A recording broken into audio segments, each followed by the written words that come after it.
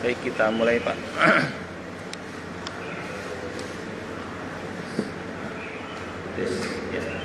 Assalamualaikum warahmatullahi wabarakatuh. Alhamdulillahirabbil alamin wal 'aqibatu lil muttaqin wa la udwana illa 'alal zalimin. Asyhadu an la ilaha illallah al-malikul haqqul mubin wa asyhadu anna Muhammadar rasulullah shadiqul wa'dil amin. Allahumma shalli wa sallim ala nabiyyina Muhammad wa ala alihi wa sahbihi ajma'in, amma ba'd. Pertama-tama kita panjatkan puja dan puji syukur kehadirat Allah Subhanahu wa taala yang terus melimpahkan kepada kita semua nikmat-nikmatnya, terutama adalah nikmat Islam, demikian pula nikmat taufik, dimudahkan kita oleh Allah Subhanahu wa taala untuk melangkahkan kaki kita menuju rumahnya, melaksanakan salah satu perintahnya, yaitu sholat subuh berjamaah. Salawat dan salam tidak lupa kita sampaikan kepada Nabi kita Nabi Muhammad sallallahu alaihi wasallam, kepada keluarganya, para sahabatnya, dan orang-orang yang mengikutinya hingga hari kiamat. Seperti biasa pada Ahad pekan kedua pada subuh kita mempelajari materi tafsir fikih. Namun untuk hari ini mungkin sekedar selingan saja, ada materi yang perlu kita ketahui juga, yakni sedikit masalah akidah, ya.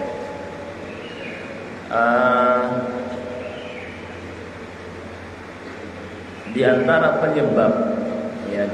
penyebab sebagian saudara-saudara kita terbawa oleh pemikiran, aliran, dan kelompok-kelompok yang menyimpang, ya, adalah karena saudara-saudara kita tidak dibentengi oleh akidah yang benar, ya, oleh akidah yang benar, ya. Ketika ada kelompok aliran yang muncul, kemudian yang membawanya fasih dalam menyampaikan, ya, akhirnya dia mudah mengikutinya,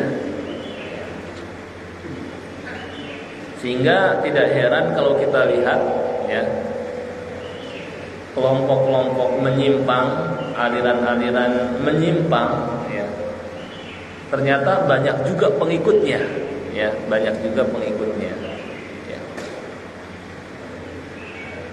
Banyak sekali kelompok aliran menyimpang, ya, di negeri kita, yang diantara penyebabnya adalah salah dalam beragama atau salah memahami nas-nas Al-Quran dan hadis Nabi Sallallahu Alaihi Wasallam. Mereka juga berdalih dengan terkadang ayat, terkadang dengan hadis, akan tetapi dalam memahaminya tidak mengikuti kaidah-kaidah bagaimana para ulama memahami, ya. Al-Quran agar tidak salah dalam memahami ada ilmunya, dikenal dengan ilmu usul tafsir, ya. Bagaimana memahami Al-Quran dengan benar, bagaimana urutan tafsir terbaik. Al-Quran ditafsirkan dengan Al-Quran, Al-Quran ditafsirkan dengan hadis Nabi Sallallahu Alaihi Wasallam, Al-Quran ditafsirkan dengan pendapat para sahabat, ya, tabi'in, dan seterusnya, baru dengan bahasa, ya. Terkadang mereka kelompok-kelompok yang menyimpang, mereka memahami sesuai dengan hawa nafsu mereka, atau tidak mengikuti kaidah dan menempatkan sesuai yang mereka inginkan, membawa kepada sesuai yang mereka inginkan, ya. Demikian pula hadis, ya. Terkadang mereka bawa sesuai dengan yang mereka inginkan, ya. Padahal ada cara memahaminya, seperti ada ilmu usul fikih, ya. Ada ilmu usul fikih. Nah, karena tidak mempelajari semacam ini, ilmu-ilmu usul tafsir, usul fikih, maka timbullah pemahaman-pemahaman yang menyimpang, ya. Para ulama kemudian ingin mempermudah umat agar tidak salah dalam memahami. Mereka kemudian menulis kitab tafsir, ya. Hadis kemudian mereka mensyarah, ya. Ini semua agar umat tidak salah paham.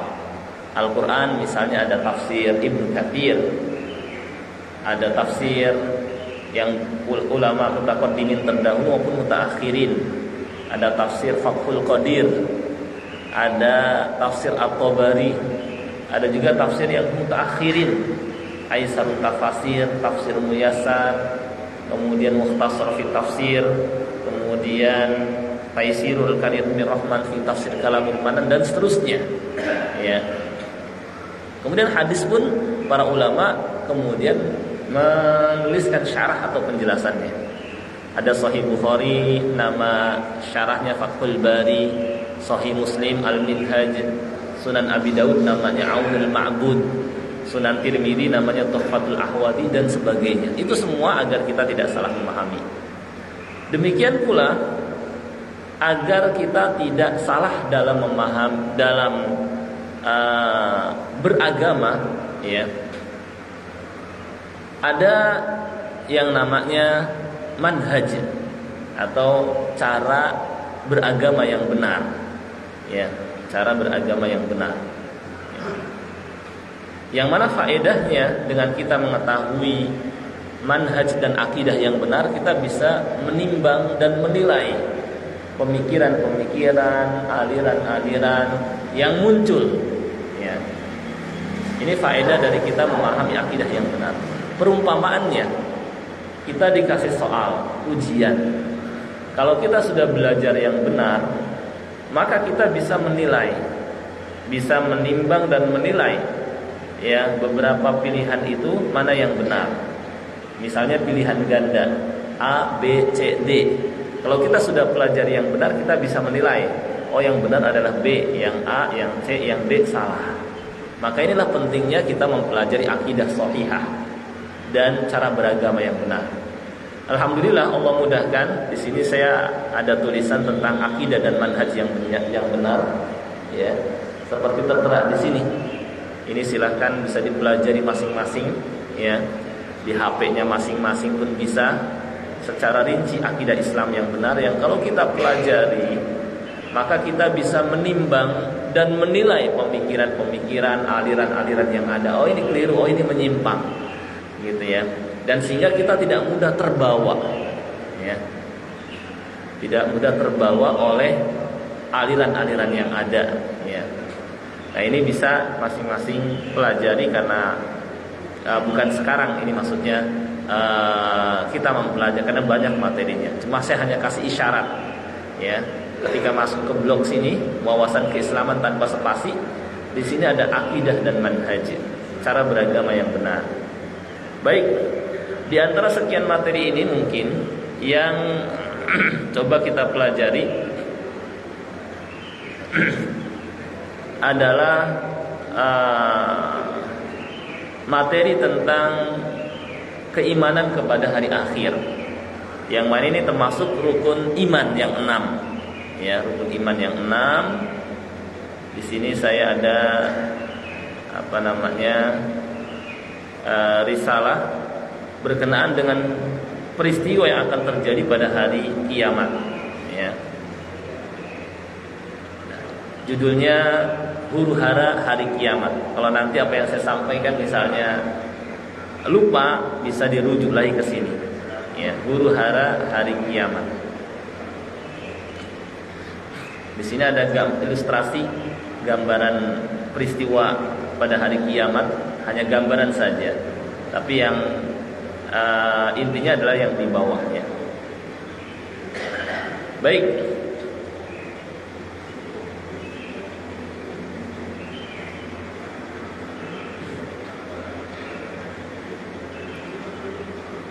ada perkataan seorang ulama bernama Imam Syatibi rahimahullah. Beliau berkata, berbahagia orang-orang yang meninggal dunia dalam keadaan dosa-dosanya ikut wafat, ya, bersamanya. dan kesengsaraan yang panjang bagi orang yang meninggal dunia sedangkan dosa-dosanya masih menemaninya. Maksudnya bagaimana? Orang yang meninggal dalam keadaan dosanya sudah dibalas di dunia atau diampuni, dia akan bahagia. Karena nantinya ketika masuk ke dalam kubur, dia bisa istirahat di situ, tidak lagi disiksa. Tapi sengsara yang panjang bahkan bagi orang yang meninggal dunia sedangkan dosa-dosanya masih belum terhapuskan, membersamainya sehingga dia disiksa di situ.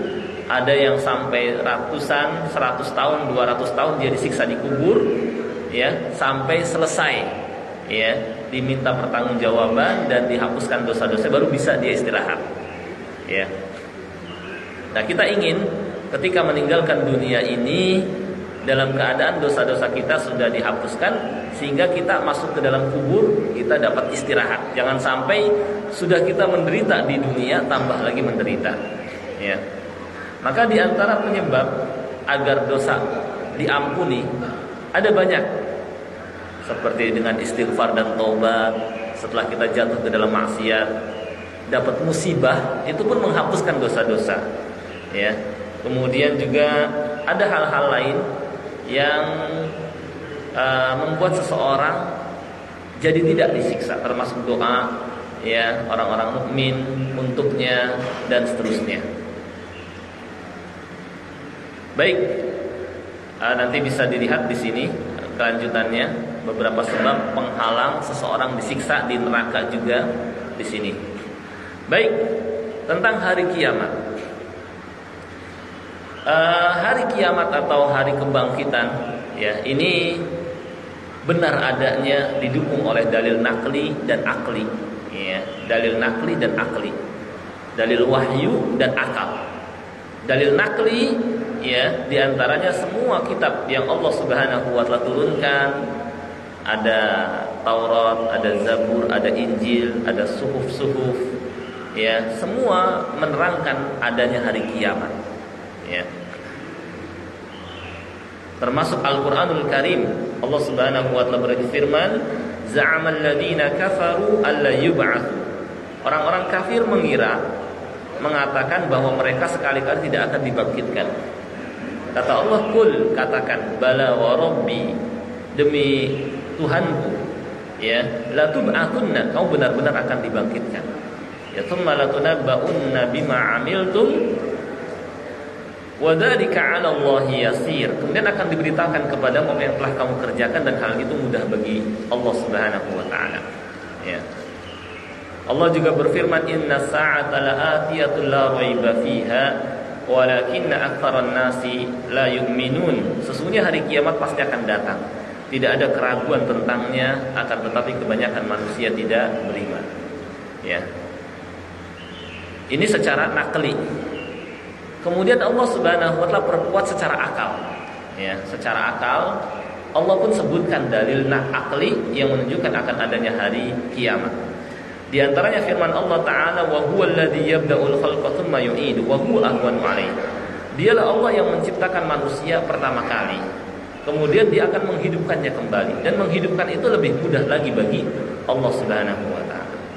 Maksudnya, kalau Allah Subhanahu wa Ta'ala mampu menciptakan kita pertama kali, apalagi membangkitkan, menghidupkan kembali kita setelah kita mati, di mana meskipun dua-duanya mudah bagi Allah, baik menciptakan pertama kali maupun menghidupkan lagi setelah manusia mati, tapi bin nisbah ilaina, jika dihubungkan kepada kita, maka antara keduanya lebih mudah yang kedua. Ini setelah sebelumnya ada. Kalau ini sebelumnya nggak ada, Allah mampu menciptakannya, apalagi setelah sebelumnya ada, lebih mudah lagi bagi Allah Subhanahu wa Ta'ala. Itu kaidahnya seperti itu secara akal. Kemudian juga Allah berfirman, menyebutkan dalil akli akan adanya hari kiamat.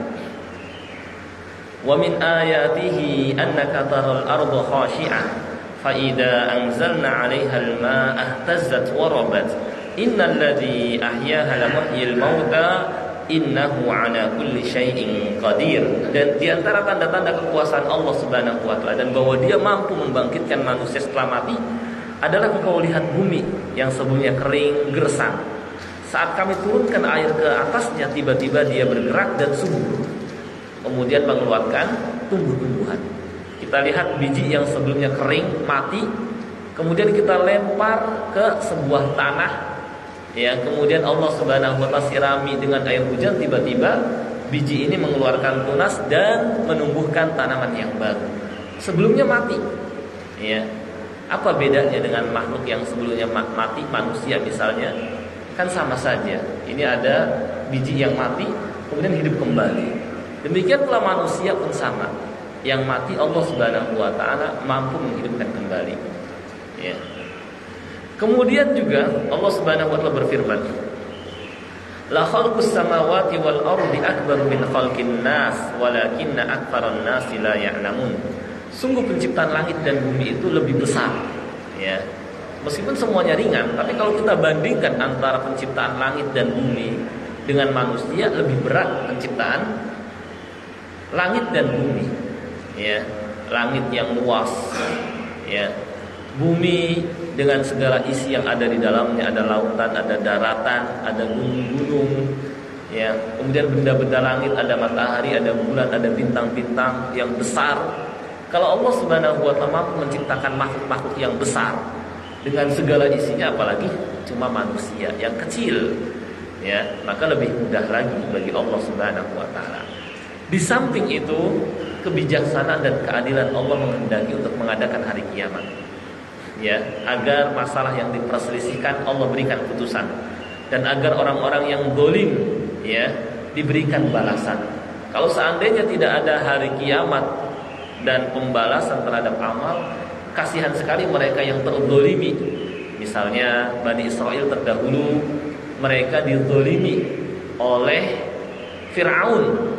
Anak-anak mereka sembelih, ya, menjadi seperti hewan disembelih, ya. Kalau seandainya tidak ada hari kiamat, tidak ada pembalasan, enak banget Fir'aun setelah menzalimi, menindas, menyembelih bahkan orang-orang yang tidak berdosa, anak-anak disembelih. Kalau kita hidup di zaman Fir'aun, disembelih-sembelihin, karena takutnya Fir'aun kalau nanti dari kalangan Bani Israel akan menggulingkan kekuasaannya, ya. Dan terus ada raja-raja kejam di dunia ini, sampai misalnya sekarang ada Bashar al-Assad, ya, yang di Suriah, yang sampai membantai warganya sendiri sampai ratusan ribu, ya, dijatuhkan bom-bom misalnya, ya. Kalau seandainya tidak ada hari kiamat dan pembalasan, enak banget dia, ya. Maka agar manusia yang terzalimi, ya, dapat terobati sakit hatinya, Allah Subhanahu wa taala adakan hari kiamat dan pembalasan, dan agar mereka yang telah beramal soleh tidak disia-siakan, dan agar mereka yang berbuat buruk dibalas sesuai dengan perbuatannya. Baik, itu mungkin sekedar pengantar tentang akan adanya hari kiamat.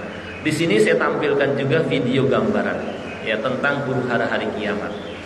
Sebelum saya lanjutkan, ada video, mungkin bisa nanti, ini sekedar ilustrasi saja, ya, bagaimana dahsyatnya peristiwa pada hari kiamat.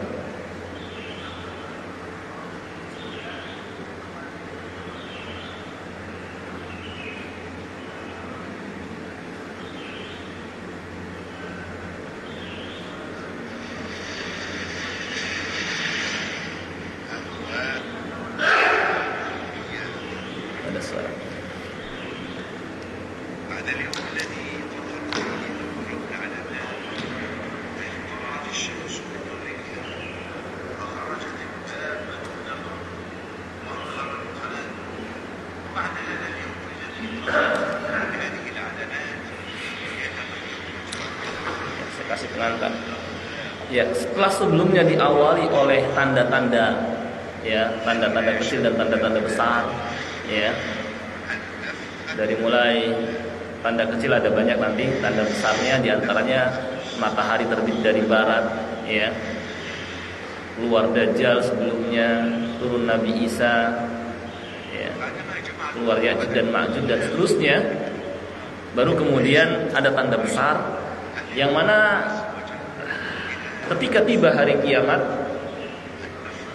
Allah perintahkan kepada malaikat Israfil ya untuk meniup sangkakala ya. Yang mana malaikat Israfil malaikat besar ya. Beliau akan meniup sangkakala yang telah ada di mulutnya, yang sekarang sudah menaruh di mulutnya. Wa nufikha fis-sur, mulailah ditiup sangkakala, maka hancur dan matilah makhluk yang ada di langit dan di bumi. Ya, ini lebih dahsyat, dan itu masih sekedar ilustrasi saja. Oh, begini. Ya. Kurang kedengaran, kecil soalnya sih.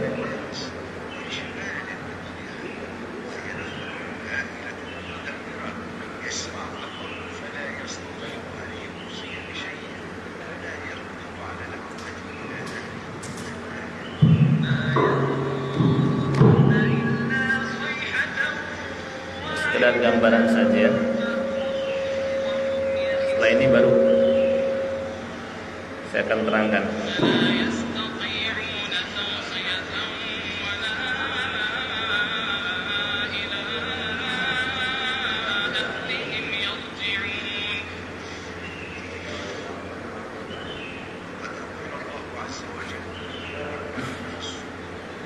Ya. Allah perintahkan kepada malaikat Israfil untuk meniup sangkakala. Sangkakala bentuknya seperti tanduk, bukan trompet, ya. Maka ketika ditiup, karena malaikatnya besar, termasuk malaikat pemikul arsy, hancurlah alam semesta ini. Ya.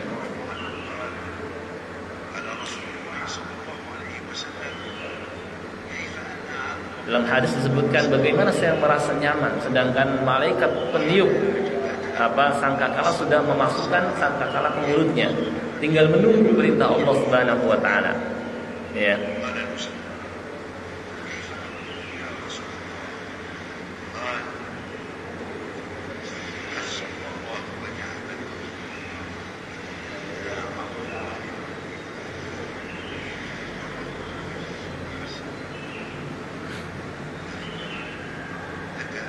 Peristiwa pada hari kiamat sudah disebutkan dalam beberapa surah. Surah At-Takwir, surah Al-Infitar, surah Al-Insyiqaq, surah Al-Haqqah, surah An-Nazi'at, dan lain-lain. Hampir sebagian besar banyak menyebutkan tentang hari kiamat. Karena punya pengaruh dahsyat, ya, beriman kepada hari kiamat membuat seseorang memperbaiki dirinya. Ya, ini sedikit lagi selesai. Setelah itu baru saya akan terangkan terkait dengan urutan peristiwa yang terjadi pada hari kiamat.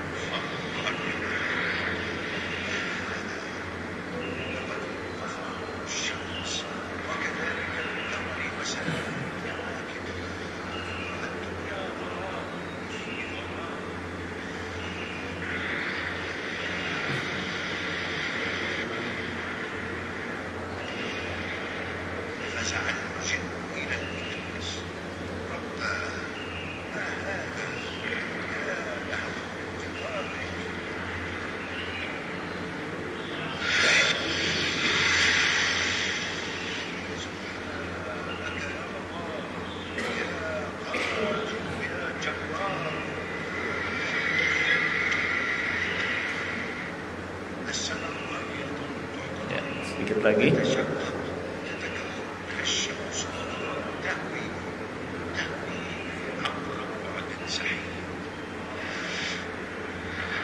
Nah, setelah hancur alam semesta ini ada tiupan yang kedua.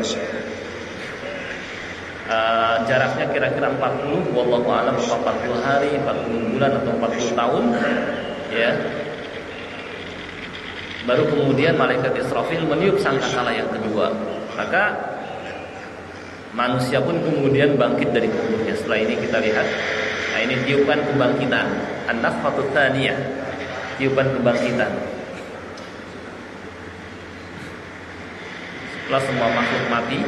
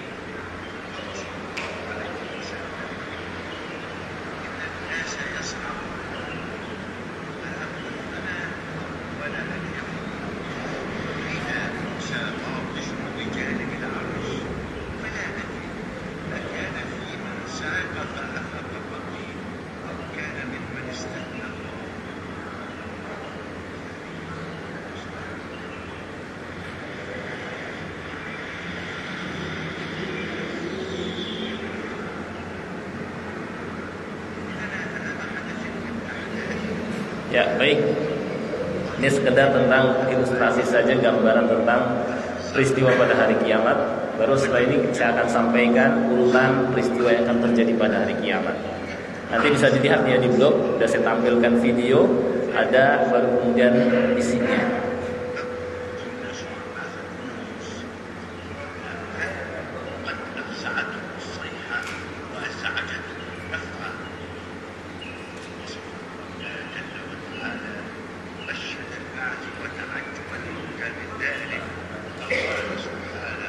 Ya.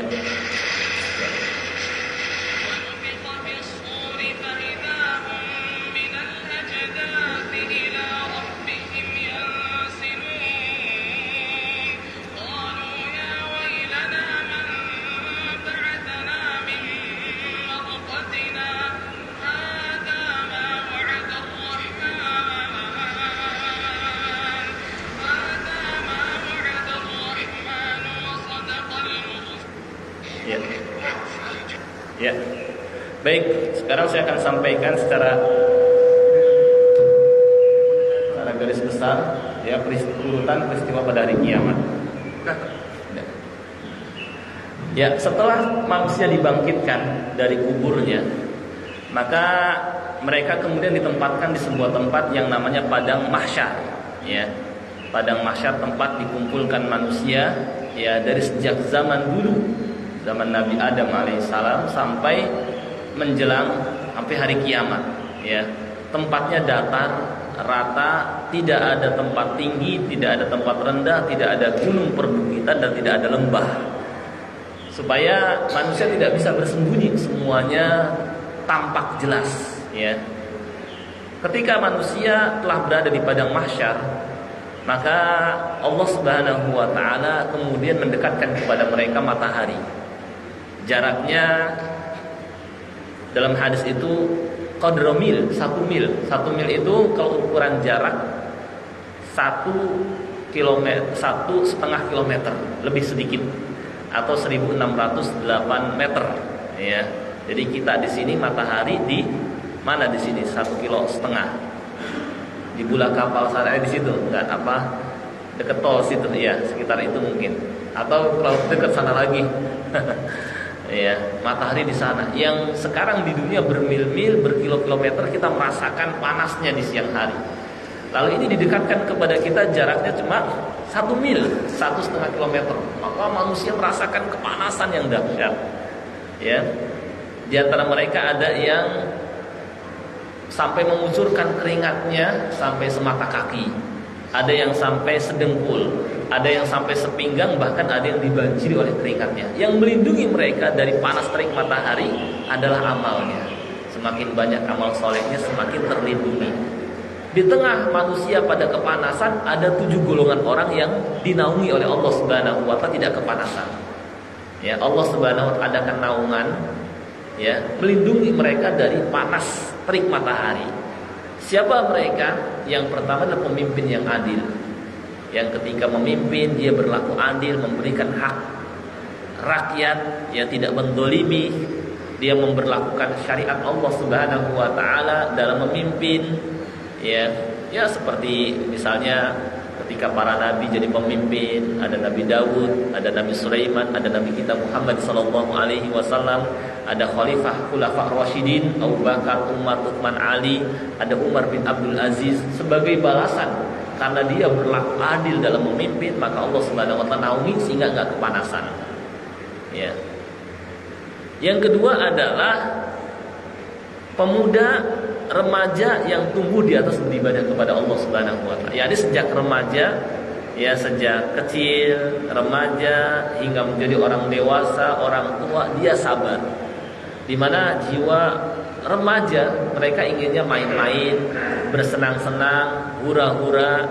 Makanya mungkin yang hadir di majelis taklim remaja ya sedikit. Mereka kebanyakan inginnya kayak malam-malam ngumpul dengan temannya, bergadang dan lain sebagainya. Ya, berat untuk hal yang bermanfaat buat mereka. Ya, tapi dia melawan hawa nafsunya dan istiqomah di atas beribadah kepada Allah dari sejak kecil dan remajanya. Maka sebagai balasannya Allah naungi pada hari kiamat sehingga enggak kepanasan. Yang ketiga adalah seorang pemuda atau 2 orang, yang ketiga 2 orang yang saling mencintai karena Allah, berkumpul karenanya, berpisah pun karenanya. Ya, yang membuat dia cinta kepada orang lain karena Allah. Orang lain rajin ibadah, ya dia pun cinta kepadanya karena Allah Subhanahu wa Ta'ala. Ya. Jadi pendorong dia cinta kepada orang lain karena Allah Subhanahu wa Ta'ala. Berkumpul dan berpisah pun karenanya. Yang keempat adalah seorang pemuda yang diajak zina ya oleh wanita yang berkedudukan dan cantik ya. Dia yang malah mengajaknya wanita ini.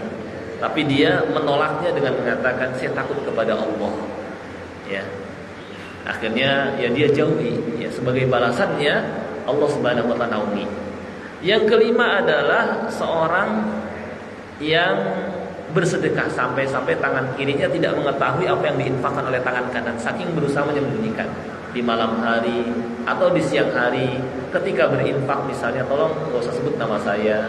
Ya, di tengah orang-orang pada ingin kalau berinfak itu dikenal, disebut namanya. Kalau perlu sekalian selfie, kalau perlu divideokan, kalau perlu di-shoot, kalau perlu disiarkan dengan di berbagai media. Saya sudah nyumbang ini, nyumbang itu. Ya, tapi dia menyembunyikan hal itu. Ya.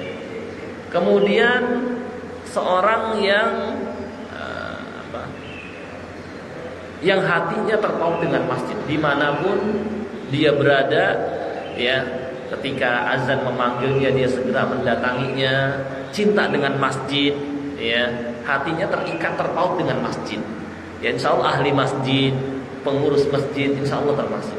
Ya, yang cinta kepada masjid, ingin memakmurkannya dimanapun dia berada, ingin kembali ke masjid meskipun fisiknya di luar, tapi hatinya ya berusaha ke masjid, berusaha istilahnya seakan-akan saking cinta dengan masjid. Yang ketujuh adalah seorang yang ingat kepada Allah Subhanahu wa Ta'ala, ya di tengah kesepian, di malam atau di siang hari dia kemudian muhasabah, ingat akan dosa-dosanya. Ya, ingat akan dosa-dosanya, kemudian dia khawatir kalau nanti dia disiksa karena dosanya ini, dan dia pun menangis. Nah, ini akan mendapatkan naungan Allah Subhanahu wa taala sehingga enggak kepanasan di tengah orang-orang pada kepanasan.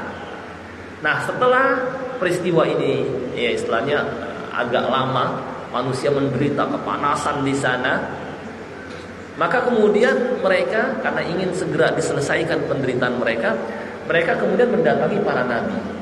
Ya, didatangi oleh mereka Nabi Adam alaihissalam, dan mereka berkata, "Wahai Adam, engkau adalah manusia pertama yang Allah ciptakan engkau dengan tangannya. Allah perintahkan malaikat untuk sujud kepadamu, ya, dan melakukan ini dan itu untukmu, ya. Tidakkah engkau melihat keadaan kami? Kami sedang menderita seperti ini. Cobalah, berikanlah syafaat kepada kami. Mintalah kepada Allah agar dia segera mengangkat penderitaan kami ini." Kata Nabi Adam alaihissalam, "Nafsi, nafsi, saya nggak bisa memberikan syafaat kepada kalian. Saya dulu pernah dilarang Allah Subhanahu wa taala memakan sebuah buah dari sebuah pohon, tapi kemudian saya malah melanggarnya. Saya malu. Ya, cobalah kalian datangi Nabi Nuh alaihissalam." Maka kemudian orang-orang ramai-ramai mendatangi Nabi Nuh alaihissalam. Setelah mendatangi Nabi Nuh alaihissalam, mereka sebut kebaikannya. "Wahai Nuh, engkau adalah Rasul yang pertama kali Allah utus ketika manusia pada rusak," gitu ya. Kemudian Allah sebut engkau sebagai abdan syakur, hamba yang banyak bersyukur. "Tidakkah engkau melihat keadaan kami seperti ini? Berikanlah kepada kami syafaat. Mintalah kepada Allah agar Allah segera mengangkat penderitaan kami." Kata Nabi Nuh alaihissalam, "Nafsi, nafsi, saya nggak pantas dan nggak berhak memberikan syafaat kepada kalian.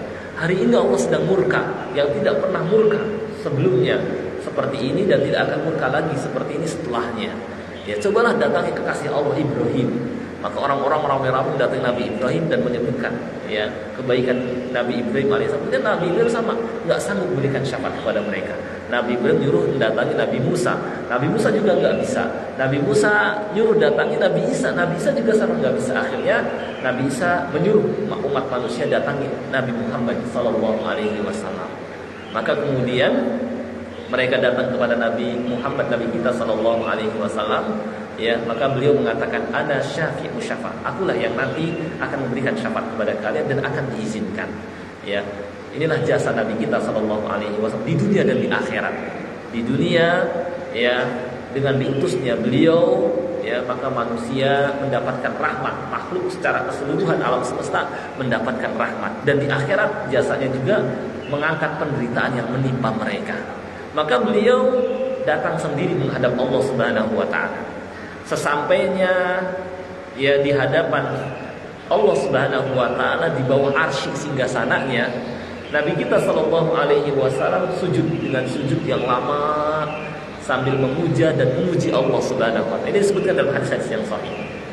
Maka Allah Subhanahu wa taala kemudian berfirman, "Ya Muhammad, irfa' ra'sak wasal tu'ta." Wahai Muhammad, ya, angkat kepalamu, sekarang mintalah, engkau akan dikasih. Washfa' tusyaffa', dan berikanlah syafaat, engkau akan diizinkan berikan syafaat.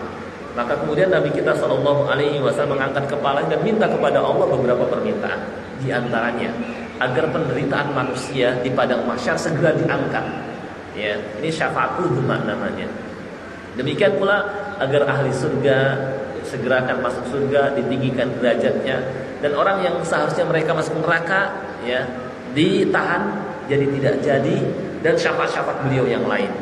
Ya, maka setelah Nabi Shallallahu Alaihi Wasallam mengajukan beberapa syafaat dan Allah Subhanahu Wa Taala mengabulkan ya syafaat beliau, ya, maka kemudian matahari dan bulan, matahari yang sebelumnya didekatkan kepada manusia sehingga mereka kepanasan, dipadukan dengan bulan, sebagaimana diterangkan di surah Al-Qiyamah, wa jumi'asy syamsu wal qamar.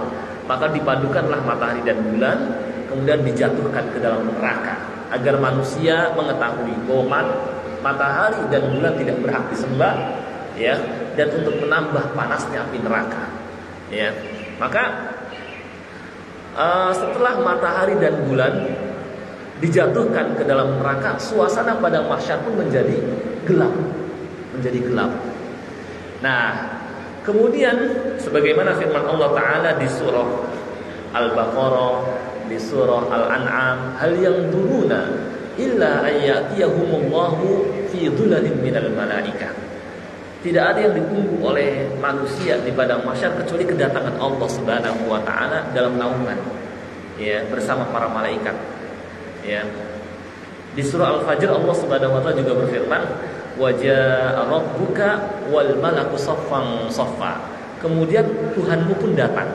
Demikian pula para malaikat ikut hadir datang dalam keadaan baris berbaris. Untuk apa Allah Subhanahu wa taala datang? Untuk, ya, menyelesaikan perselisihan, ya, dan memberikan keputusan kepada umat manusia dan menyiapkan pengadilan terbesar di alam semesta yang hakimnya adalah Allah Subhanahu wa taala, untuk kemudian menghisap, memeriksa dan meminta pertanggungjawaban terhadap amal manusia selama di dunia.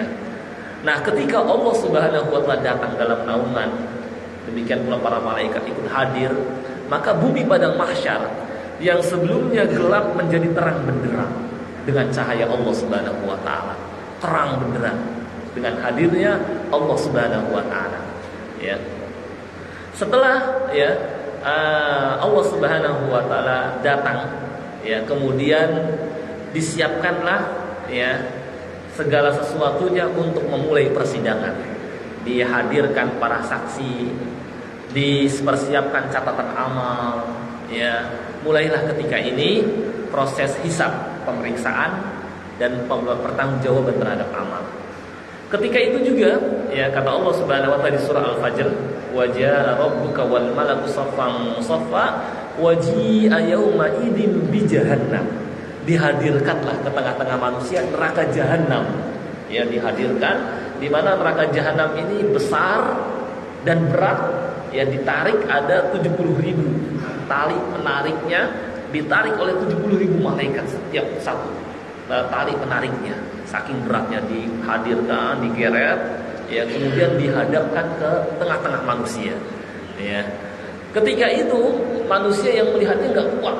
Kata Allah Subhanahu wa taala di surah Asy-Syura, "Wa tarahum yanzuruna ilayya wa tarahum yu'raduna 'alaiha khashiina minadh-dhulm." Engkau akan lihat manusia ketika dihadapkan kepada mereka neraka jahanam, mereka nggak kuat melihatnya. Ya, mereka memandangnya dengan pandangan yang lemes, gitu ya, nggak kuat melihatnya. Dan ketika itulah manusia, ya, kata Allah Subhanahu wa taala di surah Al-Fajr juga, "Waji'a yauma idzin bi jahannam yauma idzi yatadzakkarul insan." Ketika manusia menyaksikan neraka jahanam, barulah sadar. Yatadzakkarul insan. Tapi kata Allah, ya, wa anna lahu dzikra. Sadar, menyesal ketika ini sudah tidak lagi berguna. Yaqulu ya laitani qaddamtu li hayati. Dia kemudian berkata, wahai kiranya dulu ketika di dunia saya mempersiapkan diri untuk menghadapi hari ini. Ya, tapi bukan lagi waktunya. Ya. Nah, kemudian di antara manusia, terutama orang-orang yang berdosa, disebutkan di surah Al-Ma'arij, yawaddul mujrim law yaftadi min 'adzabi yaumi idzin bi banihi. Saat melihat neraka, dia kemudian apalagi dengan berkobarnya api yang besar, suaranya yang mengerikan, ya.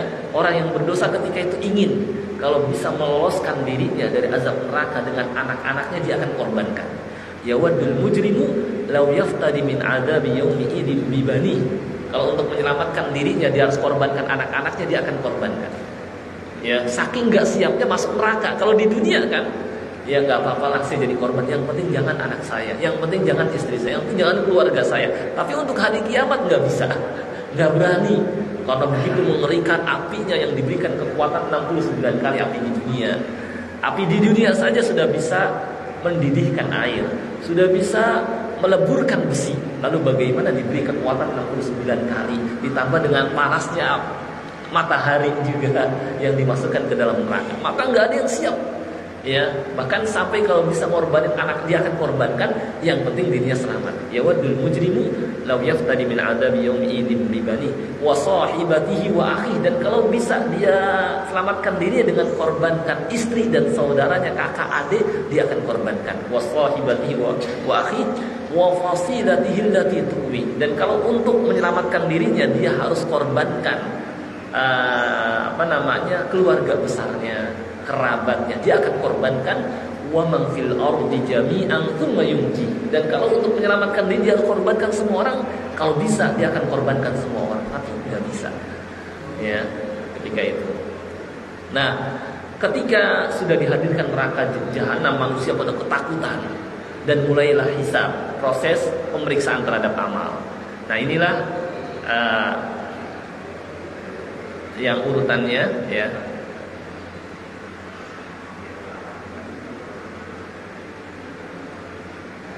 Nah, mulailah proses hisab.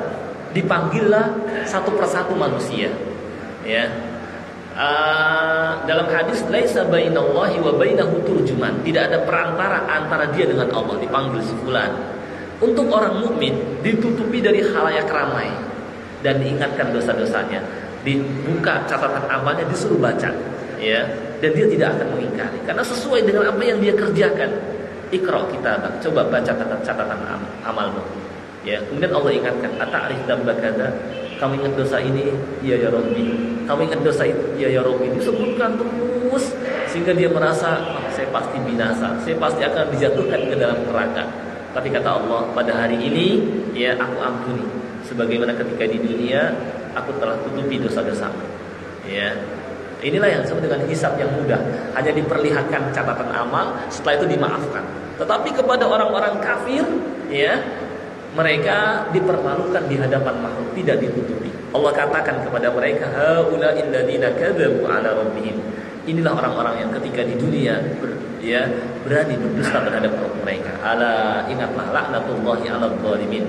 Laknat Allah akan menimpa kepada orang-orang yang zalim. Ya. Kemudian, ya, hisab pun diberlakukan, ya. Setelah hisab diberlakukan, disiapkanlah timbangan untuk membuktikan akan keadilan Allah Subhanahu wa taala. Ya, di mana amal manusia akan, catatan amal akan ditimbang di situ. Fa amma man thaqulat mawazinu, yang lebih berat timbangan kebaikannya, fa huwa fi 'isyatir radiyah, dia berada dalam kehidupan yang memuaskan. Wa amma man khaffat mawazinu, yang ringan timbangan kebaikannya, lebih berat keburukannya, fa ummuhu hawiyah, tempatnya neraka hawiyah. Wa ma adraka ma hiya, tahukah engkau neraka hawiyah itu? Narun hamiyah, itu api yang sangat panas. Ya, makanya kita harus berusaha di dunia ini memberatkan timbangan. Apa yang bisa memberatkan timbangan? Di antaranya zikir kepada Allah. Di antaranya juga adalah berakhlak yang mulia, ya. Di antaranya juga ada berapa yang menyebabkan timbangan kebaikan kita berat, ya. Dalam hadis seperti sering mengucapkan subhanallah wa bihamdi subhanallahil azim dan sebagainya. Setelah proses penimbangan selesai untuk membuktikan akan keadilan Allah, disiapkanlah jembatan disebut dengan siratal, dibentangkan di atas neraka jahanam yang keadaannya lebih tajam daripada pedang dan lebih halus daripada rambut tipis sekali, yang mana kalau mengandalkan kemampuan kita nggak akan bisa melintasinya. Ya, jangankan yang tipis, yang segini aja mungkin, ya, ada beberapa, mungkin berapa senti misalnya, ya, kita nggak akan sanggup melintasi jembatan yang panjang sekali, ya, tanpa pegangan, apalagi cuma lebih dari mungkin 1 senti, kurang disuruh melintasi mau nggak mau. Kata Allah, wa in minkum illa wariduha, tidak ada di antara kalian kecuali harus melintasinya. Kana hatman ala rabbika maqdiya, itu adalah sudah keputusan Allah, manusia harus melintasinya. Ketika itu doa para nabi, Allahumma sallim, ya Allah selamatkan, ya Allah, itu para nabi. Apalagi orang-orang yang seperti kita yang nggak jelas, gitu ya. Para nabi ketakutan sekali, ya. Kemudian di antara mereka ada yang mudah melintasinya seperti para nabi, ya, para sebenarnya mereka-mereka yang didekatkan dengan Allah Subhanahu wa taala, yang beramal saleh ketika di dunia, beriman dan bertakwa, Allah permudah. Ada yang tergantung dengan amalnya, ada yang melintasnya seperti angin berhembus, ada yang melintasinya seperti kilat, ada yang melintasinya seperti orang naik kuda, ada yang melintasinya seperti orang berlari, ada yang melintas seperti orang berjalan, dan banyak yang berjatuhan. Di samping di sisi-sisi neraka ada kalalib. Kalalib itu kayak kail yang jatuhkan orang yang lintas, ya, baru jalan langsung dijatuhkan, dan orang jatuh dari atas ke bawah, Ya, karena dalamnya neraka jahanam, batu saja dijatuhkan sampai melalui 70 tahun. Karena saking dalamnya neraka jahanam dan bisa memuat manusia dan jin. Ya, banyak orang berjatuhan di neraka. Ya, mereka yang bisa melintasinya barulah mereka ya nanti bisa masuk ke dalam surga. Tetapi sebelum masuk surga ada lagi yang namanya jembatan kontrol. Jembatan antara neraka dan surga. Disitulah terjadi kisos antar sesama manusia kalau ketika di dunia punya kezaliman kepada orang lain, supaya benar-benar bersih ya dari dosa baru bisa masuk ke dalam surga. Ya, inilah proses yang akan dilalui oleh manusia ya ketika pada hari kiamat. Dan ini urutannya sudah saya sebutkan di sini ya. Bisa nanti dibaca. Saya kira cukup ya pada hari ini untuk sementara, selingan saja peristiwa pada hari kiamat ya. Mudah-mudahan nanti kita lanjut lagi seperti biasa mempelajari fikih. Baik, mungkin sampai di sini. Silakan kalau ada yang mau ditanyakan. Ya, silakan Pak Ustaz. Ya, bismillahirrahmanirrahim. Assalamualaikum warahmatullahi wabarakatuh. Waalaikumsalam. Pertanyaannya satu aja Ustaz. Ya. Apakah seluruh manusia atau hanya orang-orang yang mengaku Islam yang akan menjaga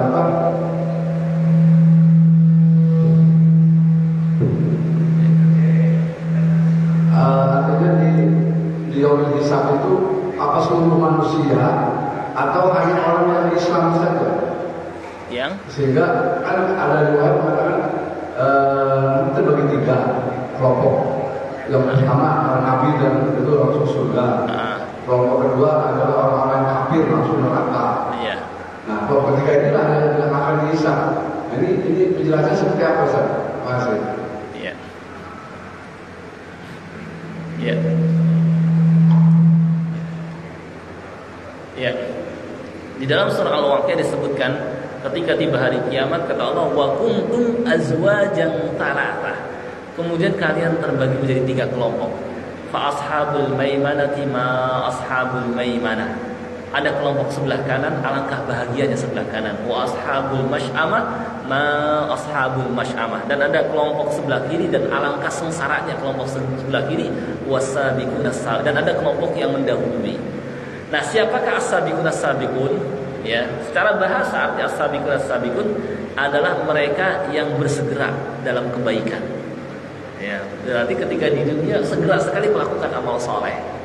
Ya, ada misalnya ketika di dunia Abu Bakar As-Siddiq, dia selalu berusaha mengerjakan amal soleh yang dia ketahui. Ya, Nabi SAW pernah memberitahukan tentang Abu Bakar As-Siddiq ya kepada para sahabatnya. Siapa yang hari ini malamnya sholat malam? Abu Bakar mengatakan saya. Yang siangnya berpuasa saya. Yang tadi paginya sudah bersedekah saya. Yang sempat untuk menjenguk orang sakit saya. Maka di akhir dia mengatakan tidak ada orang yang berkumpul pada dirinya semua kebaikan ini kecuali pasti masuk surga. Nah, ini contoh bersegera dalam kebaikan. Ya, semua berusaha dikerjakan. Ya, ini orang yang ulaikal muqarrabun, dekat dengan Allah Subhanahu wa taala. Ya, berusaha mengisi harinya dengan banyak berzikir, zikir setelah sholat, zikir pagi, zikir petang sebelum tidur, dalam berbagai macam keadaan, mengisi waktu dengan baca Al-Quran, dengan sholat malam, siangnya dengan sholat sunnah dan sebagainya lah. Pokoknya paling bersegera. Nah, ini ulaikal muqarrabun, mereka orang yang dekat. Kemudian ada lagi fa ashabul maimanati ma ashabul maiman. Ada kelompok sebelah kan yang di bawahnya. Dan di bawah ini banyak tingkatan-tingkatannya. Ya. Ada yang mungkin paling rendahnya mungkin yang hanya mengerjakan yang wajib-wajib saja. Yang wajib itu pun bisa masukkan ke dalam surga. Ya. Dan paling tingginya sesuai dengan amal tambahan yang dia kerjakan. Di samping mengerjakan yang wajib, dia kerjakan dengan juga yang sunnah, salat sunnah rawatib, puasa di samping puasa Ramadan, dia kerjakan juga puasa. Maka semakin tinggi. Semakin kurang ya semakin kurang juga. Ini ashabul maimanah. Ya. Dan terkadang mereka jatuh ke dalam sebagian dosa yang tapi menjadi dosa-dosa besar. Maka insya Allah akan maafkan. Kata Allah, alladzina yajtanibuna kaba'iral itsmi wal fawahisha illa lamam. yaitu mereka yang menjauhi dosa-dosa besar kecuali dosa-dosa kecil. Inna rabbaka wasi'ul maghfirah. Sungguhnya Rabbmu amat luas ampunannya. Allah akan maafkan. Ya, bukan berarti kita kemudian meremehkan dosa-dosa kecil. Yang ketiga, wa ashabul masy'amati ma ashabul masy'amah. Kelompok sebelah kiri, alangkah sengsaranya mereka. Ada tingkatan-tingkatannya juga. Orang-orang kafir, ada pemimpin, kemudian para pelaku maksiat, ada tingkatan, ada orang terutama pelaku dosa-dosa besar. Mereka yang tidak habis dosa-dosanya di dunia dengan mendapatkan musibah, istighfar, taubat, ternyata karena dosanya jariyah terus mengalir sehingga banyak, dan disiksa di kubur juga nggak habis-habis, ya mau nggak mau dicuci di neraka. Tapi dicuci di neraka bukan dengan air, dibakar, gitu ya, dibakar. Ya, baru ya lama sebentarnya tergantung besar kecilnya dosa gitu. Nah, itu ada tingkatan-tingkatannya. Akan tapi orang mukmin itu nggak kekal di neraka. Mereka akan dikeluarkan. Cuma kan kalau mampir dulu kan nggak enak, dibakar gitu. Maka jangan sampai kita mampir ya ke neraka meskipun cuma sebentar, karena dahsyatnya api neraka. Ya, dahsyatnya api neraka. Jangan sampai gitu ya. Ada hadis yang supaya kita nggak banyak dapat rintangan. Ya ayyuhan nas, wahai manusia, afsus salam, sebarkan salam. Wa at'imut ta'am, berilah makan kepada orang lain. Wasilul arham, sambunglah tali silaturahim. Wa sallu bil laili wan nasu niyam, salatlah ketika orang-orang pada tidur, salatlah di malam hari ketika orang-orang pada tidur. Tadkhulul jannata bisalam, kalian akan masuk ke dalam surga dengan sejahtera, dengan selamat, tanpa ada gangguan, rintangan dan hambatan. Dia itu seperti itu. Wallahu a'lam, saya kira seperti itu. Ada lagi atau cukup? Lalu menjahat dengan luas peradilan dolim katanya al-arab ya.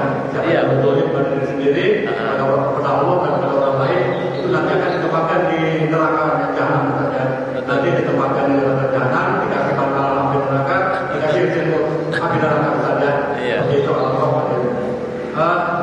Mungkin terima kasih Ustaz atas kajiannya dan kepada kita semua, mudah-mudahan bermanfaat dan mudah-mudahan kita diamalkan.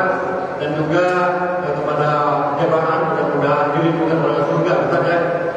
Di antaranya yang dirindukan oleh surga itu orang yang dengar pembacaan Quran, Ustaz ya. Yeah. Begitu Ustaz ditutup silakan dengan doa, mudah-mudahan kita semua jemaah ini menjadi ahli surga dan menjadi mukmin yang kafah, Ustaz ya. Jadi percaya apa yang diberikan oleh Allah dan kita semua termasuk hari kiamat, Ustaz. Silakan Ustaz ditutup dengan doa. Ya, baik. Setelah kita mempelajari materi terkait dengan peristiwa pada hari kiamat, ya kita minta kepada Allah Subhanahu wa taala agar Dia menjaga kita dari peristiwa-peristiwa mengerikan pada hari kiamat. Dan Allah telah berjanji, ala inna awliya Allah la khaufun 'alaihim wa la hum yahzanun. Ingatlah, wali-wali Allah enggak perlu takut, enggak usah takut dan enggak perlu bersedih hati. Alladzina amanu wa kanu yattaqun, yaitu orang yang beriman dan mereka berusaha untuk takwa dan istiqomah di atasnya. Enggak perlu khawatir nanti setelah meninggal dan pada hari kiamat Allah akan lindungi. Ya, kita minta kepada Allah Subhanahu wa taala agar kita digolongkan ke dalam mereka, dan kita berdoa kepada Allah Subhanahu wa taala dengan doa yang Nabi SAW biasa tutup dengan doa ini dalam majlisnya. Allahumma aqsim lana min khasyatika ma yaqulu bainana wa baina ma'asik, wa min ta'atika ma tuballighuna bihi jannatak, wa min al-yaqini ma tuhawwinu bihi 'alaina masa'ib ad-dunya, wa matina bi asma'ina wa absarina wa quwwatina ma ahyaytana, waj'alhu al-waritha minna waj'al tha'rana 'ala man dhalamana wansurna 'ala man 'adana, wa la taj'al musibatana fi dinina, wa la taj'al ad-dunya akbara hammina wa la mablagha ilmina, wa la tusallit 'alaina man la yarhamuna. Sampai di sini kita tutup dengan doa kafaratul majlis. Subhanakallahumma wa bihamdika asyhadu an la ilaha illa anta astaghfiruka wa atubu ilaik. Assalamualaikum warahmatullahi wabarakatuh. Waalaikumsalam warahmatullahi wabarakatuh. Tidak lupa kepada yang melakukan infaknya berupa snack, mudah-mudahan